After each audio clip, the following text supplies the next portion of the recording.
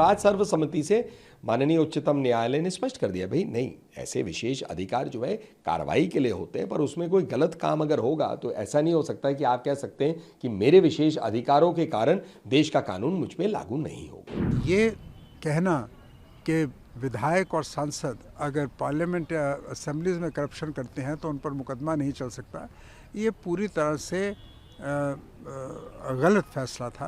हमारे यहाँ पे भारत का संविधान सर्वोच्च है, तो उस चीज को ध्यान में रखते हुए भारतीय डेमोक्रेसी में क्रिमिनल लायबिलिटी से इम्यूनिटी का कोई स्थान नहीं। माननीय उच्चतम न्यायालय का जो फैसला आया, सर्वसम्मति से जो फैसला आया, ये बड़ा एक गंभीर कानूनी प्रश्न था कि क्या कोई सांसद या राज्य में कोई एमएलए, उनके विशेष अधिकार जो हैं अनुच्छेद 105 या 194 के तहत, क्या उन विशेष अधिकारों के तहत क्या वो कोई गलत काम यदि करें तो कानून उन पर लागू होगा या नहीं।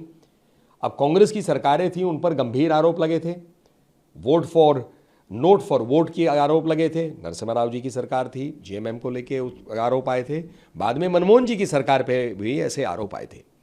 तो प्रश्न ये था कि जो घूस लेने की या देने की प्रक्रिया हुई या जो आरोप थे, क्या वो विशेष अधिकार कार्रवाई को रोक पाएंगे, जो देश के कानून की कार्रवाई है उसे रोक पाएंगे या नहीं। और आज सर्वसम्मति से माननीय उच्चतम न्यायालय ने स्पष्ट कर दिया, भाई नहीं, ऐसे विशेष अधिकार जो है कार्रवाई के लिए होते हैं, पर उसमें कोई गलत काम अगर होगा तो ऐसा नहीं हो सकता कि आप कह सकते हैं कि मेरे विशेष अधिकारों के कारण देश का कानून मुझ पे लागू नहीं होगा। मैं मानता हूं कि ये ऐतिहासिक फैसला है, सार्थक फैसला है, संविधान की मर्यादा और लोकतंत्र की मर्यादा को सशक्त करने वाला फैसला है।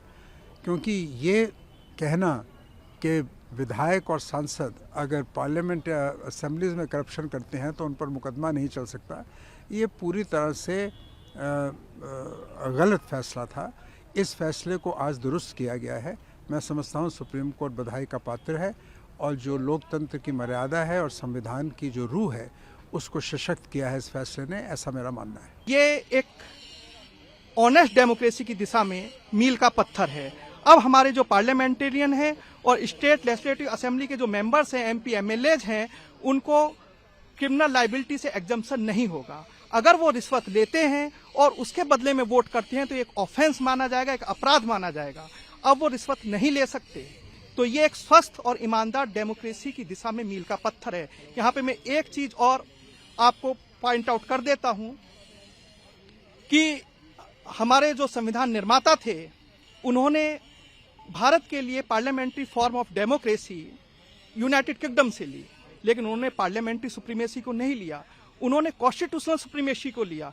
हमारे यहाँ पे भारत का संविधान सर्वोच्च है, तो उस चीज को ध्यान में रखते हुए भारतीय डेमोक्रेसी में क्रिमिनल लायबिलिटी से इम्यूनिटी का कोई स्थान नहीं है।